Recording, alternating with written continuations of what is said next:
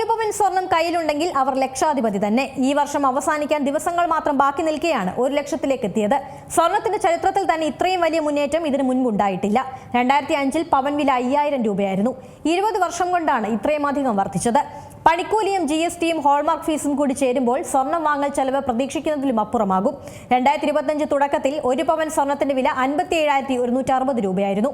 ഈ വർഷത്തെ വില വർധന ഏതാണ്ട് 75% പറയാം. കഴിഞ്ഞ വർഷം 38% വില ഉയർന്ന സ്ഥാനത്താണ് 1 വർഷം കൂടുമ്പോൾ ഇത്രയും വർധനയിലെത്തുന്നത്. ഇരട്ടിയിലേറെ വർധനയാണ് ഉണ്ടായത്.